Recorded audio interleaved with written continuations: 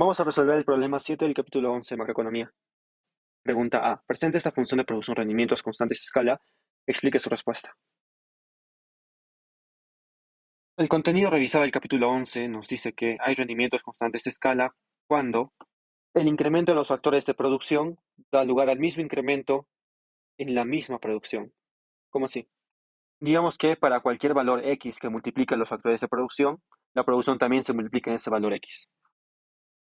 Es decir, si la función de producción es de la siguiente manera, si ambos se multiplican en un valor x, es decir, x veces el capital y x veces el factor trabajo, la producción también debería dar x veces la producción. Sin embargo, vamos a dejarlo eso como una variable, simplemente indicando que hay un nuevo nivel de producción, es decir, y apóstrofe, y vamos a operar el término de la derecha. Simplemente vamos a distribuir los exponentes, es decir, x al alfa, que elevado al alfa, x a la 1 menos alfa y n a la 1 menos alfa. Vamos a agrupar x.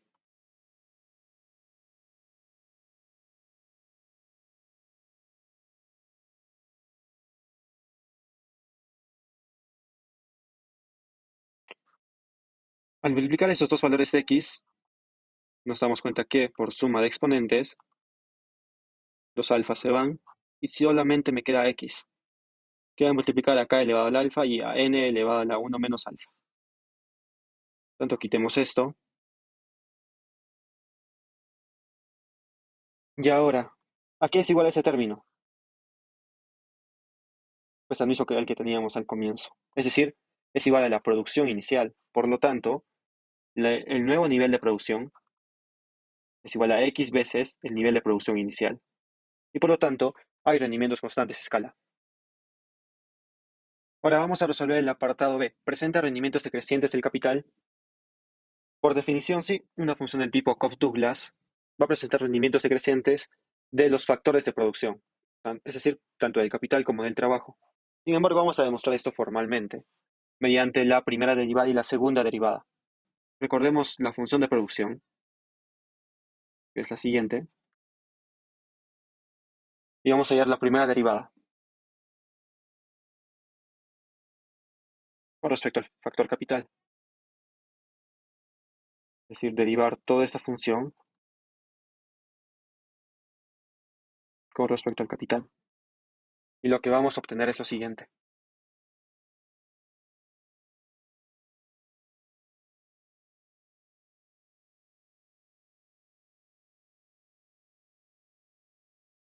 Al hallar la primera y la segunda derivada, lo que tratamos de hacer es demostrar que la primera derivada es positiva y la segunda derivada es negativa. ¿Por qué? Porque cuando existen estas dos condiciones, una función está creciendo a tasas decrecientes. Y haciendo el símil con la definición de rendimientos decrecientes del capital, pues es lo que queremos hallar.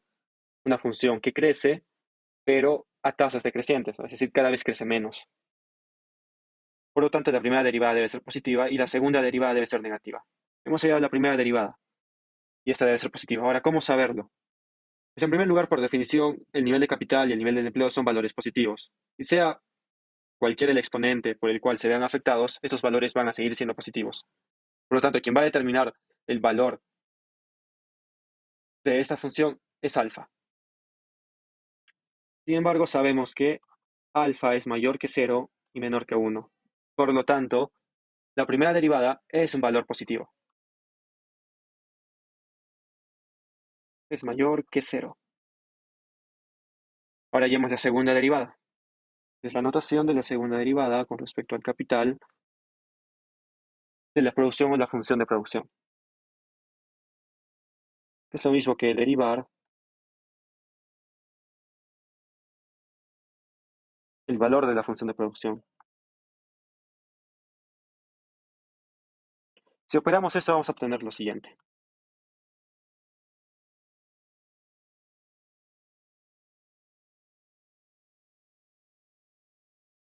Y de nuevo, este valor es positivo y por lo tanto tenemos que concentrarnos en esto. Ya sabemos que alfa es positivo.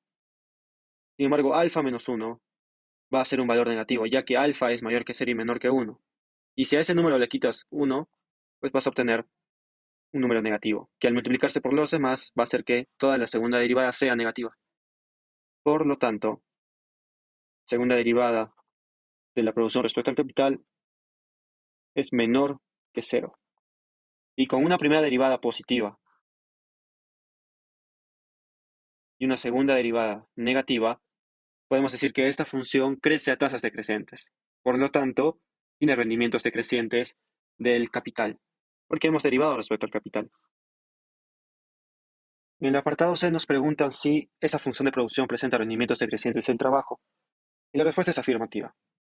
Por definición ya lo hemos respondido. Sin embargo, también podemos hacer la misma demostración formal como en el apartado anterior, es decir, hallando la primera derivada y la segunda derivada de la función de producción respecto al trabajo. Entonces, la primera derivada de la producción respecto al factor trabajo va a ser igual a k elevado al alfa por 1 menos alfa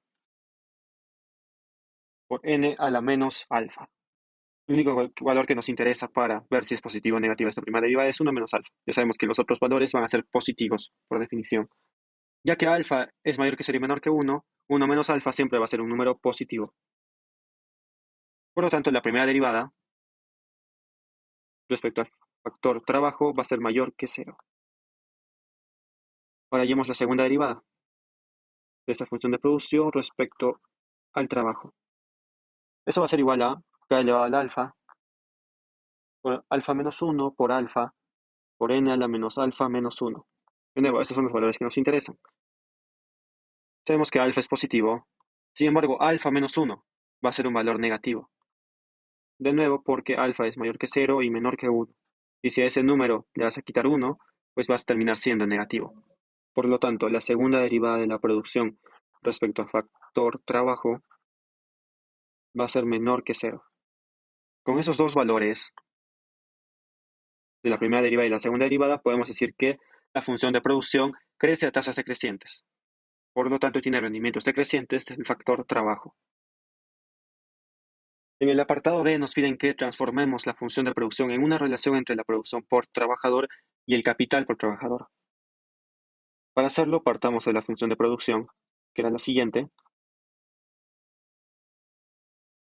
y para hallar lo mismo, pero en términos de producción por trabajador, simplemente dividamos a la producción entre el número de trabajadores, es decir, sobre n. Si a la izquierda se divide sobre n, a la derecha también.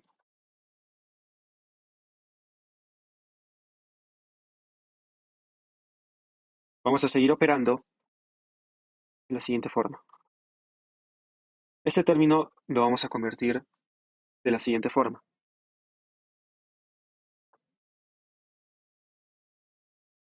Si observamos, esta expresión es la misma que esta. Simplificamos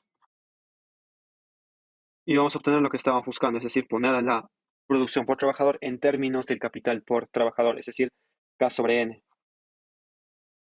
El último paso es convertir el término K sobre N, es decir, sacar el alfa hacia afuera, lo cual es fácil de hacer por la propiedad de los exponentes.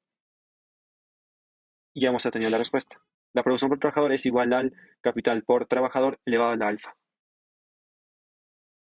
Dado una tasa de ahorro y una tasa de depreciación, obtengamos una expresión para el capital por trabajador de estado estacionario. El contenido que se revisó en este capítulo va a ser útil, ya que había varias formas de obtener el capital de estado estacionario, y una de ellas era cuando el nivel de ahorro por trabajador, digamos que S sobre N, sea igual al nivel de depreciación por trabajador. Y dada la función de producción que obtuve, que nos han dado en este ejercicio, y nos están diciendo que es esta la tasa de ahorro que existe, y también la tasa de depreciación, pues podemos obtener una expresión para esto y para esto. Ahora, el nivel de ahorro por trabajador es simplemente multiplicar la tasa de ahorro en una economía por el nivel de ingresos o de producción que hay en esa economía. En este caso, la tasa de ahorro por el nivel de producción por trabajador, que debe ser igual al nivel de depreciación, que es multiplicar la tasa de depreciación. Pero ¿qué es lo que se deprecia en una economía? Lo que se deprecia es el capital por trabajador, es decir, K sobre N. Ahora, nos están diciendo una expresión del capital por trabajador de estado estacionario, del capital. Por lo tanto, podemos convertir esta producción por trabajador a su forma funcional, que si recordamos en los apartados anteriores era igual a K sobre N elevado a la alfa.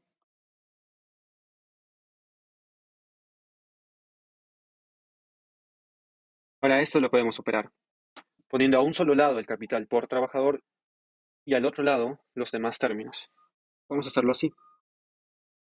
K sobre N al alfa entre, esto pasa dividiendo,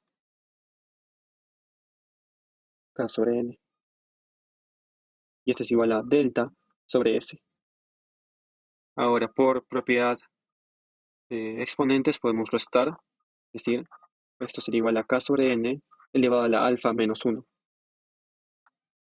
igual a delta sobre S. Y ahora podemos pasar a dividir el alfa menos 1 al término de la derecha, elevado a la 1 sobre alfa menos 1. Y de esta forma le hemos hallado una expresión para el capital por trabajador de estado estacionario. Le vamos a poner su asterisco correspondiente que indica que es estado estacionario.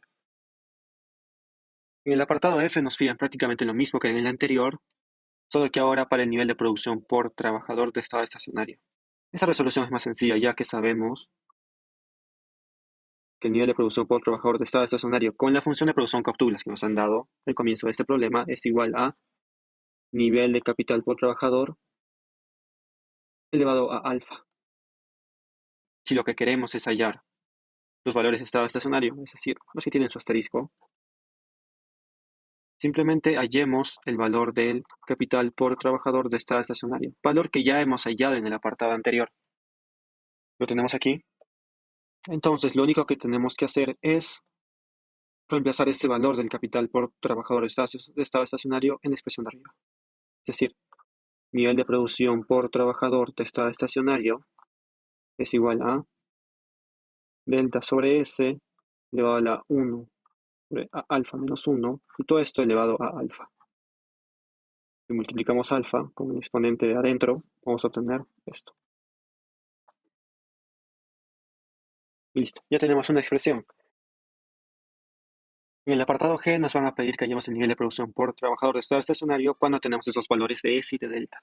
Simplemente utilicemos lo que hemos obtenido, es decir, que el nivel de producción por trabajador de estado estacionario es igual a este valor de aquí. Y reemplacemos ahí los valores. Delta 0,08, S 0,32. Alfa, por el enunciado del problema, nos han dicho que es un tercio. Nos reemplazamos. Y al operar esto vamos a obtener que es igual a 2. En el apartado H nos piden lo mismo que en el anterior, salvo que en este caso la tasa de ahorro se ha reducido a la mitad, de 0,32 a 0,16. Vamos a tener este nuevo nivel de producción por trabajador de estado estacionario. Simplemente reemplacemos con los valores de la función que ya conocemos. Reemplacemos del T 0,08, S 0,16, igual esto elevado a un tercio sobre un tercio menos 1. Al operar esto vamos a obtener que el nivel de producción por trabajador de estado estacionario es igual a 1,4142.